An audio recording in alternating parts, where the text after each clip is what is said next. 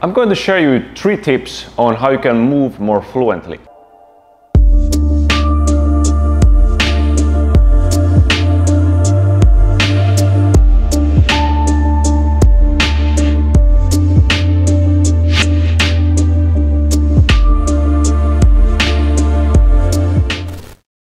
And moving more fluently often just means that you're actually going to move more like yourself. That is kind of the mental aspect of it. You find certain mental freedom to move. But the second aspect is also physical, in the sense that you actually need to have some strength in your muscles. You need to have some flexibility and elasticity in your soft tissues. So combining this more like a free mindset together by developing actually a body that has the foundation to move well is behind fluent movement. But these 3 tips should help you on the way to prepare you both mentally and physically for just to moving.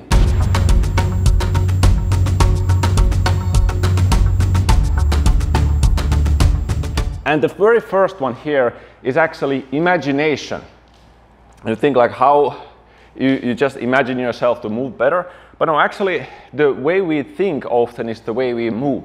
So for example, if you start to move around, you maybe don't have any idea of moving, and that might also be fine. For example, a catwalk, and you're just kind of somehow slumbering away in these positions. You might feel very tired or something. Or you may see, like for example, an example that other person is doing, and it is very, perhaps, for example, stiff, like this way, and that can also be good. But you can actively create your own ideas of how the movement maybe could look like. What could be the spirit of the movement? You don't have to necessarily look at another person or just go with a blank mind to doing it. So this is how it happens. You can, for example, take these mental images, think about being on hot coals, I sometimes like to say this way, or thinking of being like light as a feather, but the hot coal is good because then you'll be like, oh, it's very hot here, and you start to move very differently, lightly. Or you can, for example, think about floating. So there becomes again a different pattern. Maybe you're even just still. You can be still here. You can change more from this cat to this bear, like so. And in the same manner, you can watch inspiration from animals. If you look at actual cats or like panthers and leopards move around, for example, the reason why I moved my scapula, what I felt it was good, I'll show you here. Like when I take a step, my scapula does this kind of round motion as it transfers my entire body forward. And that is what if you look at even animals in the nature, they have that type of rolling cycler elastic mechanism in their shoulder blade. So watching these animals do it, you can think about, you know, a squirrel, or you can think about an elephant. Like the way you think of it can totally change how you are moving. Maybe you're like really heavy, boom, boom, or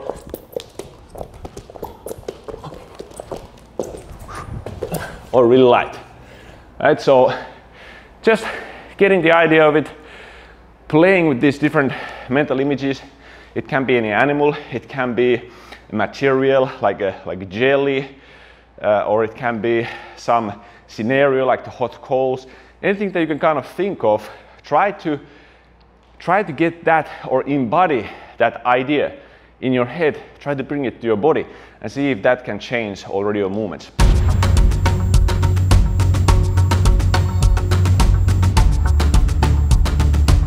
Now, from this mental aspect, we're gonna go more to the physical aspect.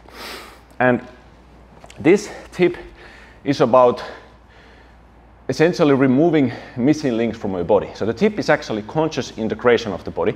So we're still using the mind, but we are directly connecting it to our muscles. And some of the methods for it is this kind of joint scanning. So in a sort of ideal situation in the body, all the forces that come to the ground or some disturbances, wherever they may come, they're going to be sort of evenly spread throughout our body. So every impact that happens, there's a change that takes it. Like there's a certain mechanism and give in our joints and elasticity and strength and just lift that can, even, you know, if you fall to the ground, you can, you know, you can take these impacts, right? But if there's anything in your body while you're moving somewhere is lacking, for example, your joint or something can, like your ankle can't properly support you, right? So that means that your ability to absorb this kind of stresses, absorb tension has been diminished. So this first way of doing this kind of scanning in this very basic on all fours positions, or let's say not basic, actually this is fundamental. This is not easy position, even this cat position to be. It's very demanding. So here what you can do is joint by joint, fingers, you're like, this is the first. Let's try to connect to the fingers. Then you have the wrist here. You can try to contract your wrist, elbows, shoulders. Shoulders are here, right? Then you have your spine. You have the core. You can move it. You can try to contract it still, or you can try to move it. Then you have the hips here, right? You can move from this joint. I have the quadriceps here. I can lower, I can push myself higher, bounce like this way. And then I have these ankles here that are pushing. So I can actually connect to those. And then what I even have here is the toes. So I'm now separately squeezing my toes, ankles, knees, hips, core, shoulders, elbows, wrists, and my fingers. Whew. So that's actually a good practice, just doing that scanning, because you actually have to stay isometrically under tension in that position. But making sure that you can actually, you're conscious of every single joint, every single point, every single chain in the linkage. And you may notice that on some of those linkages you may feel weaker than on the others. And maybe you need to spend more time on that. But getting that control, from there you can go into contracting. So actually, I'm contracting the fingers and toes, core, shoulders, and I release. Contract, release. Contract, and release. You don't have to do very super hard contractions, but make sure that you feel the tension for a period of time. And this, even though this is a stiff isometry exercise, it can transfer to also dynamic movement, because those same contractions are here even at these points. It doesn't matter which position I end up. You can do the same in the crab. Right here, you can go to any position, toes, ankles, hips, core, your shoulders, elbows, fingers. Like any position here, you can connect to any muscle in this link. And that should help you first, then to start to integrate from all the way from your fingers to your toes. And that is what I mean when I talk about, say, dynamic body bridges, or you can say muscular bridges. So if I'm laying here, then potentially there could be a human or something small traveling across my body, and my body could be here still because I'm integrated at every point. The tension and the support travels throughout this chain.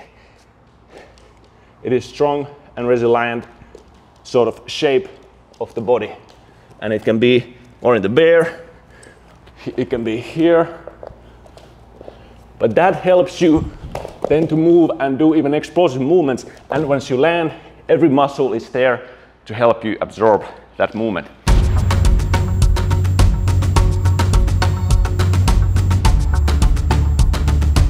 And the third one actually is about methodology.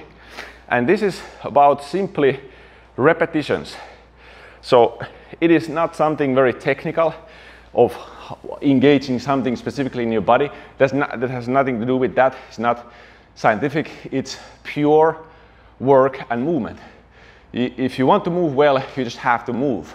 So this is the idea that some people, maybe they would like to get this magic trick to start moving better, start moving fluently, but in the end it all comes down to moving.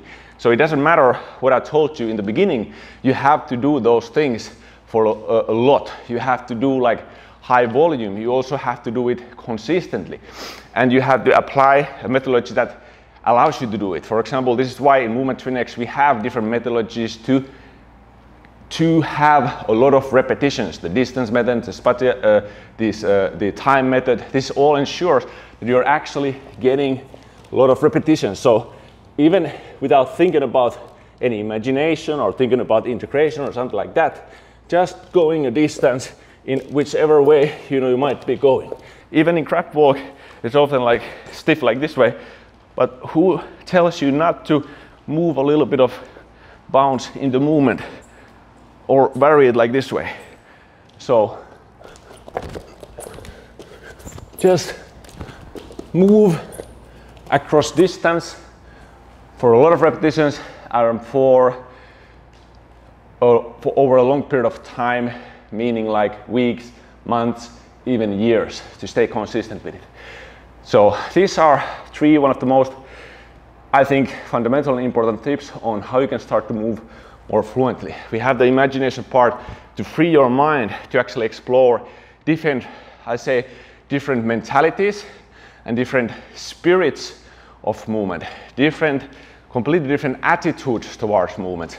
This can go very deep even in the movement to next, like talking about different emotions, like you can put different emotions into your movement. So that's the one. The second is the conscious integration of your body. You have to, or you should be aware of the different joints that you have in your body. You can be aware of the different muscles that move them, not even anatomically, but by feeling. If I'm doing this here and you're contracting, you can feel the different muscles. You can feel how they work, how they function. What is their capacity? What is their give? What is their elasticity? What is their strength? And how to utilize all parts of the chain to create a strong and agile body.